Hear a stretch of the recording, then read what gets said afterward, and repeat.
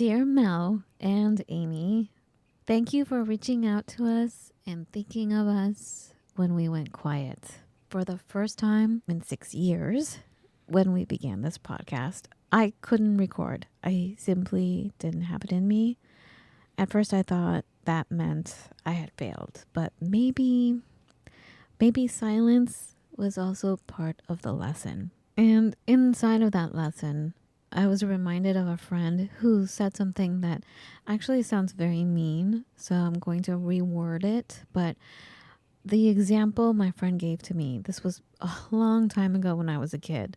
He was a little bit older than I was, but he told me that you constantly have to prune your garden, taking out I'm using his word, weeds, quote unquote weeds. And the lesson was that not every plant belongs in every garden, and you constantly have to take care of it by pruning it.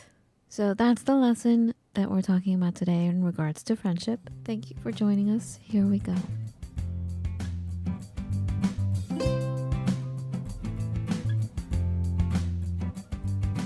I am Fawn. And Matt. We're an interracial couple with 2 kids, wanting to do something that highlights the power of friendship and what it means to be in the company of true friends. We're going to move our society away and out of the loneliness epidemic and into a friendlier, happier world. Welcome to our friendly world. Better, stronger, together. We're back. Welcome back, everybody. Hey. This is Fawn and Matt. Question: how do we know who belongs in our inner circle? Discovering that some people you expected to stand beside you could not. And seeing that quiet, long-term, forever friends, they're the ones who have your back. And that love is measured less by proximity than presence. Every person has value. Every encounter matters, but not every relationship is equally nourishing. Love for another person and wisdom about boundaries can coexist. So the past month, life became heavier than I expected. Some relationships disappointed me deeply. Others surprised me by becoming sources of extraordinary kindness. And I was reminded of the non-existence of time and that friendship measures beyond distance. And the friends who are with you in and out of time are the ones who help carry your heart. And there's a knowing that they have. They know truly right from wrong, fact from fiction, clarity from delusion, calm from chaos. The friends whose voices are the calm melody that soothe you and guide you back to a safe ground. These are the friends who naturally help you become more of what you were created to be. We do that for each other, naturally. They don't always agree with us, but help us see and experience truth. A kind of friendship that has courage, compassion, dignity, respect, the kind of friendship rooted in spirituality. And then going back to the whole gardening, pruning your garden metaphor? Yes. Example, whatever you want to call it. Pruning looks violent. It seems backwards when you're looking at it. You're cutting away healthy branches. Why? Because the gardener can see something the branch cannot. By removing some growth, the entire plant becomes healthier. Some relationships are like that, not because the person is evil, not because you are better than them, but because your soul needs room to grow. So amongst the many things that I've been thinking about the past month and just not having it in me to even speak, really, Right. this is something I've been thinking about. And you and I haven't really had a chance to talk that much, but here we go. What are your thoughts? Kaboom. Yes. I mean, the whole pruning the garden. Weeds. Weeds. I know. And I understand. It's wrong to call people weeds because everyone has value. Right. I mean, I prefer perhaps a little healthier of a metaphor, like redwood trees are beautiful things, but you don't necessarily want it in your garden, or cactuses thrive in the desert, but they don't necessarily thrive in the Pacific Northwest. Yeah, And that kind of thing. it's about climate. There are so many factors involved, and so it doesn't mean that all of that can coexist at the same time, Right. in the same place. But when you notice these things without getting hurt, or when you do get hurt, to just remind yourself, if you're trying to grow, I don't know, what would you try? And we're not actually gardeners, so I don't know. When you're trying to grow, I don't know, a watermelon, you can't grow a redwood tree in that same spot or in the same plot, right? Can you? I don't know. I doubt it. I don't know. Maybe I don't know. I doubt it. Let's just go with that. I don't know. I don't know. The redwood tree is so big, I don't know if there would be room for your little plot of land to grow. See, I happen to know a little watermelon. bit about redwood trees, but I don't want to go spearing off into random directions. I mean, they need more space. They're very prominent, Yes. right? Yeah, and they would dominate Dominating. any particular scheme, I think. But yeah. So anyway, I always hold space open for friends to amaze. I always hold space open, sadly, for friends to disappoint. I don't direct in that, but I'm not surprised by it either. well, what was happening with us, with the whole family, and just in general, just everything, and I was just burnt out. There was one day in particular when things were so bad, and I reached out to a bunch of people, and I really didn't, I said, hey, can you pray for us, please? And all of a sudden, I got too much, and I was searching for help in such a big way that all of a sudden I got all kinds of loud voices, and I felt like I was getting yelled at, and people's opinions and people's own traumas came into play with everything, that I seriously could not make one decision. Been there. I was stuck, and I was hearing two completely different forms of advice for one thing. So what happened was, throughout the day and towards the end of the day, I ended up getting so much help. And really, what really brought me back was, like I was saying, the quiet voices of friends that have known me since I was a kid. So they know everything. And their voices, it's not that I was wanting to hear what they were saying.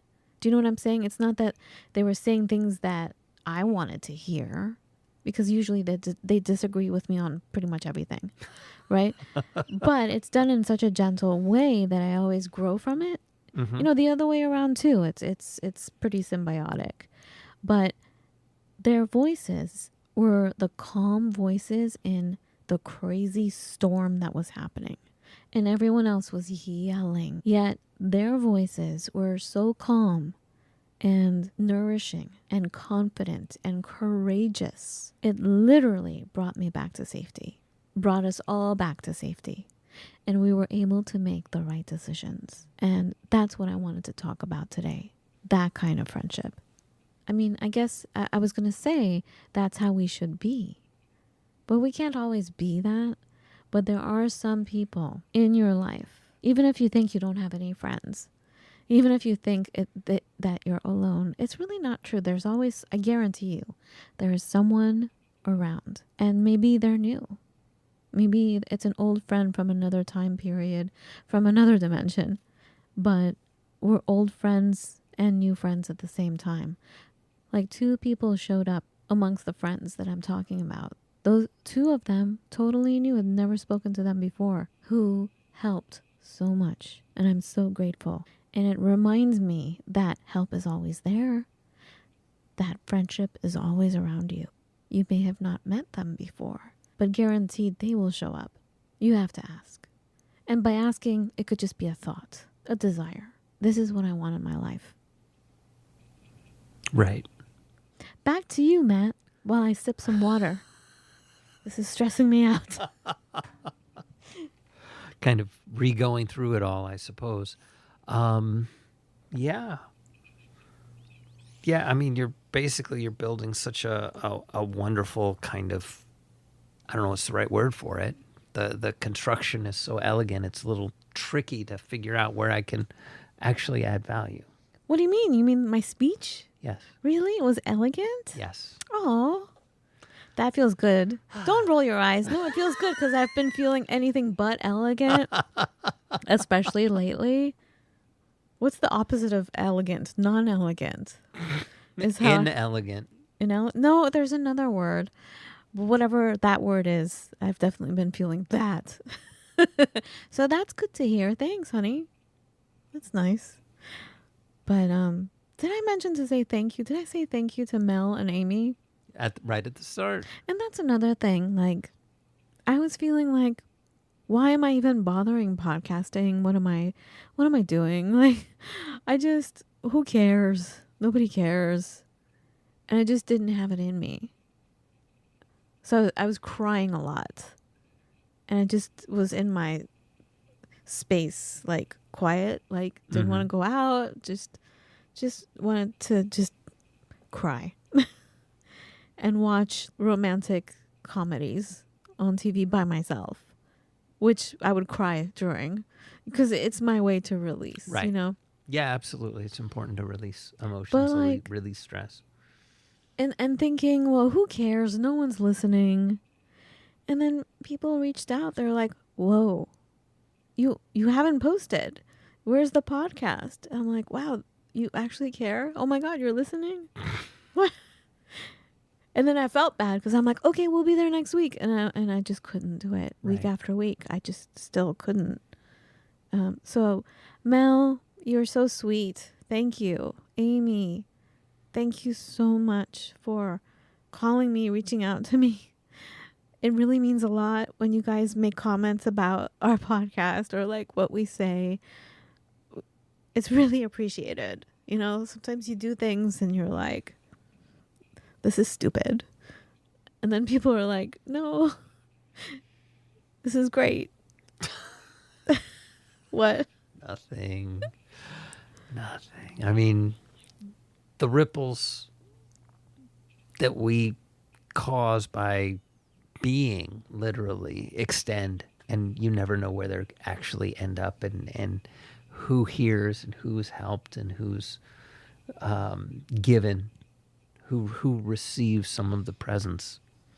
You know, literally you don't know. In the same way that oftentimes getting advice from a friend, they don't necessarily realize how important it was in that moment for you. To hear that calm voice, as you said, the calm, quiet voice. The ones who know you, the ones who know and who have good perspective, and they're courageous. I can't tell you how many cowards I've come across the past few years. Like cowards. Like not willing to help, even with like just some words of encouragement, because they don't want to be liable for saying something, or you know what I'm saying, or they don't want to be out and saying, you know what, despite what's going on, I actually agree with you. Do you know what I'm saying? Because it's not politically correct, or it's just against the social norm at the moment, by the way. It's what do you call it? Like, it's not in vogue to have this opinion, or if you're going through something and Right. just, you know, just cowards. It just really makes me sad. Anyway, so well, I totally forgot I had a point. So have an opinion. Speak your truths. Well, just, you know, to have a sense of security. Excuse me. To have a sense of security and some depth and wisdom and confidence and compassion. You know, putting all that together for yourself and for other people, I think it changes everything, rather than falling prey to whatever's happening in the world at that second. falling prey to whatever propaganda everyone's being fed and not looking at someone individually and saying, okay, I see you, I feel you, and putting away the judgment that we're all expected to have. Like, you better judge this, judge that. I'm done. I'm done dealing with people like that. So that's why I just was like, I just don't have it in me to really talk, because the disappointment of coming face to face with that all the time, it's exhausting. I got really tired. I mean, and then I got angry, and then I got really tired. And when these few friends actually were talking to me, especially that day, I'm trying to explain it. It was completely a spiritual experience for me. It was in and out of time. They're all thousands of miles away, but we've known each other for decades. And their voices and their knowledge and their confidence in what was going on and what the next move needs to be, I am so grateful for that. Right. And you said these people have known you for decades. Yeah. But two of them did not. Two of them were brand new that day. But like I said, it was a spiritual experience because it was like a coming together of family. Like, they knew me. They knew the situation.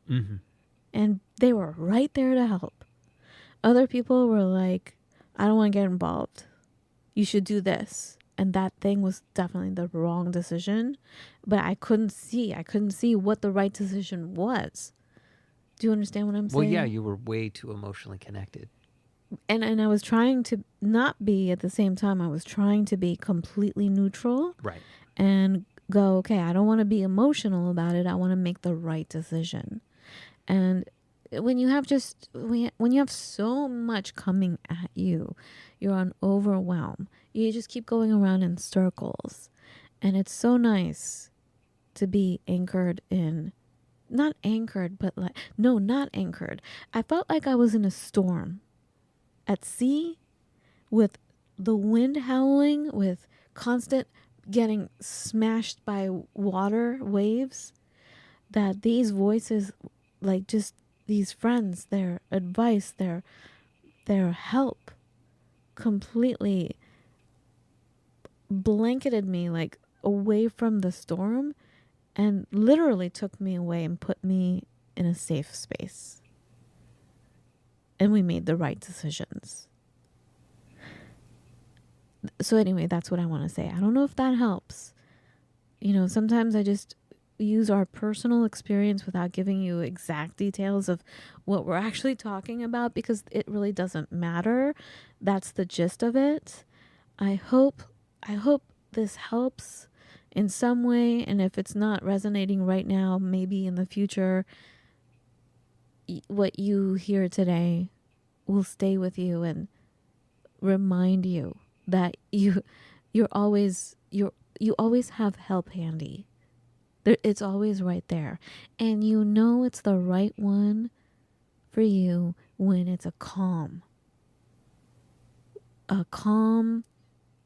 voice, a calm hand, a very confident, powerful calm.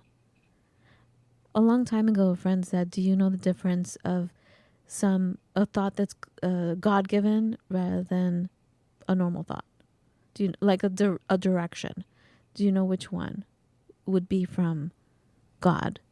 She was a spiritual person. I'm like, I don't know. She said the one that uplifts you. You immediately feel uplifted by it. That's the right decision. It was something like that. It was a long time ago she said this. But and I'm not, I don't remember her exact words, but that's the gist of it. And that's what happened. And I wanted to share that with you all today. Matt, do you have anything to share besides that? Because I do have a closing thought. Okay. But I don't want to interrupt you. No. Go ahead. Okay, so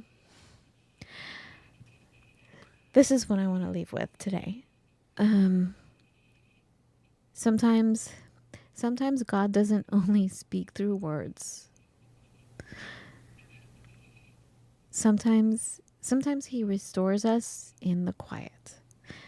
And maybe our job isn't to collect as many friends as possible.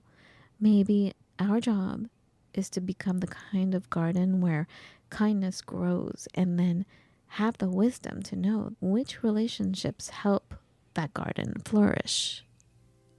That's it for me. Okay. Thank you for listening. Here we are. Be well, everyone. Have a lovely everyday. Talk to you soon. Bye-bye.